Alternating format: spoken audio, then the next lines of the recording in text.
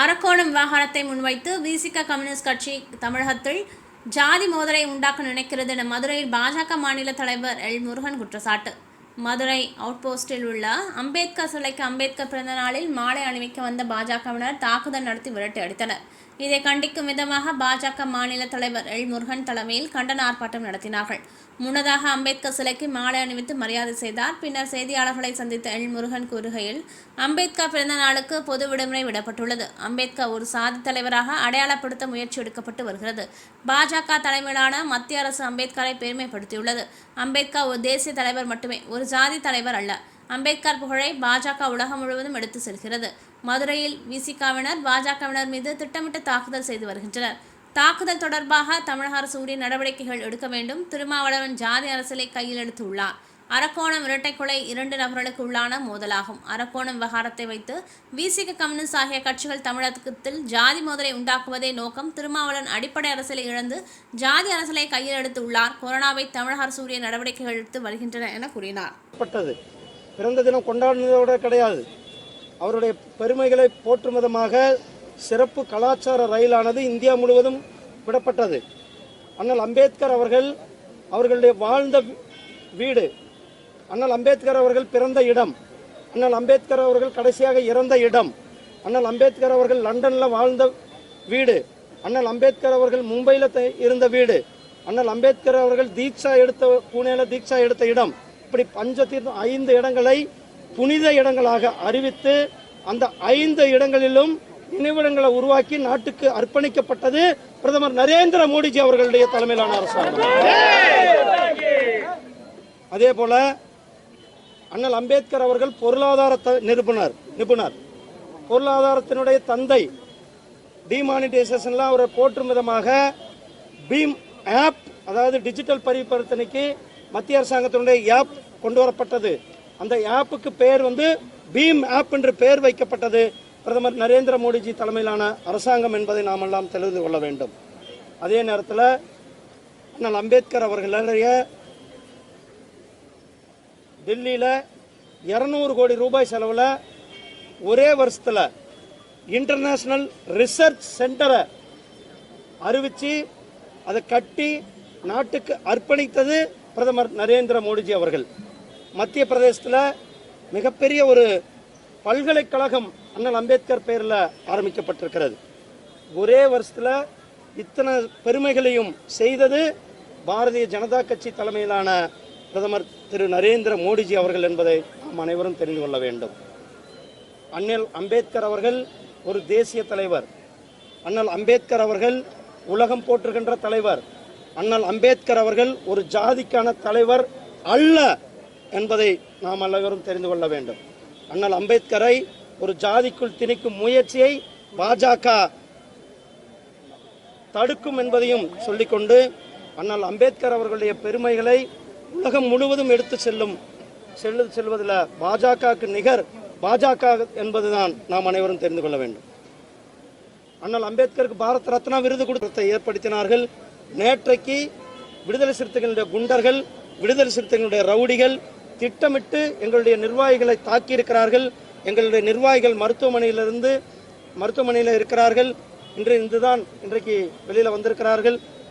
தமிழக அரசாங்கமும் காவல்துறையும் சம்பந்தப்பட்ட குண்டர்களை, சம்பந்தப்பட்ட விடுதலை சிறுத்தைகளுடைய ரவுடிகளை, சம்பந்தப்பட்ட விடுதலை சிறுத்தைகள் கட்சியை சார்ந்தவர்களை கைது செய்ய வேண்டும். கைது செய்யும் வரை பாரதிய ஜனதா கட்சி ஓயாது. அவர்கள் மேலே தக்க நடவடிக்கை எடுக்க வேண்டும். விடுதலை சிறுத்தைக்கு இன்னைக்கு அரசியல் போயிடுச்சு. விடுதலை சிறுத்தைகளினுடைய பல மாவட்டங்களில், குறிப்பாக வட மாவட்டங்களில், கடலூர், விழுப்புரம், திருவண்ணாமலை இந்த பகுதிகளில் விடுதலை சிறுத்தைகளுடைய பல தொண்டர்கள் அவர்களுடைய கட்சியை விட்டு பாரதிய ஜனதா கட்சியில் இணைந்து இருக்கிறார்கள். அவருக்கு அரசியலே இல்லை.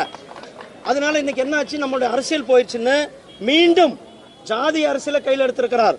திருமாவளவன் அவர்கள் ஜாதி அரசியலை கையில் எடுத்திருக்கிறார். அதற்கு உதாரணம் அரக்கோணம் சம்பவம். அதாவது நடக்கக்கூடாத ஒரு சம்பவம். உயிர் என்பது விலை மதிப்பற்றது. அனைவரும் ஒரு மனித உயிரை போற்ற வேண்டியது அனைவருடைய பொறுப்பு. ஆனால் ஒரு சம்பவம் நடந்திருக்கிறது.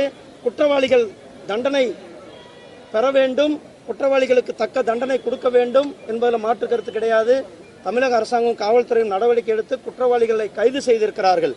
அப்படிப்பட்ட சம்பவத்தை எடுத்து அமைதியாக இருக்கின்ற தமிழகத்தில் திமுகவும் விடுதலை சிறுத்தைகளும் காங்கிரசும் கம்யூனிஸ்டுகளும் இன்றைக்கு ஒரு ஜாதிய கலவரத்தை ஏற்படுத்தும் நோக்கில் திட்டமிட்டு தமிழகம் அமைதியாக இருக்கிற தமிழகத்தை ஜாதிய பிரச்சனைகளை உருவாக்குவதற்காக முனைந்திருக்கிறார்கள்.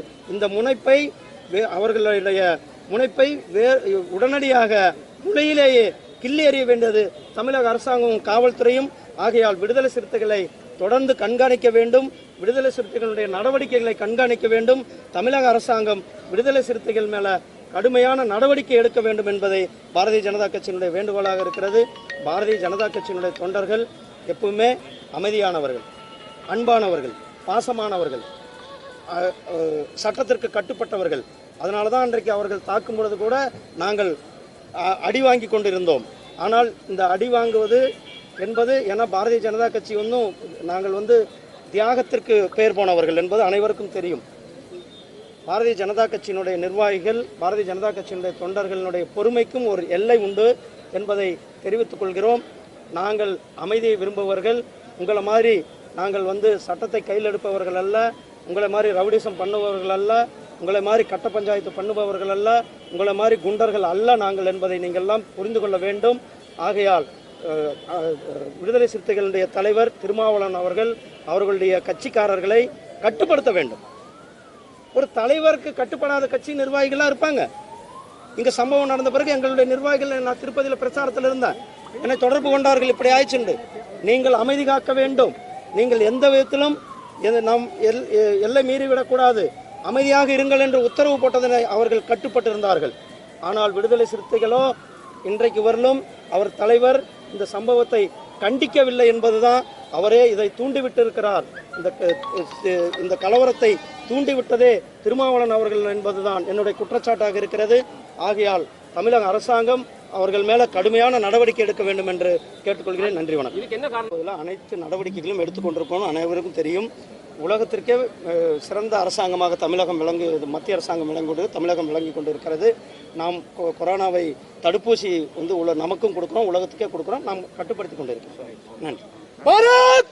தாக்குதலை கண்டித்து அந்த குண்டர்களை உடனடியாக கைது செய்ய வேண்டும் என்ற ஒரு கண்டனத்தை, கோரிக்கையை தமிழக அரசுக்கு தெளிவாக எடுத்து சொல்வதற்காக நம்முடைய அருமை தலைவர், நம்முடைய மாநில தலைவர் டாக்டர் எல் முருகன் அவர்கள் தலைமையிலே இன்றைக்கு உலகம் போற்றும் தலைவர், பாரதம் போற்றும் தலைவர், அனைத்து மக்களுடைய தலைவர் நம் மத்திய திரு கோவிந்தமூர்த்தி அவர்கள் இப்பொழுது அவர்கள் கண்டன உரையை நிகழ்த்துமாறு உங்கள் சார்பாக நான் அன்போடு அழைக்கின்றேன். அவர்கள்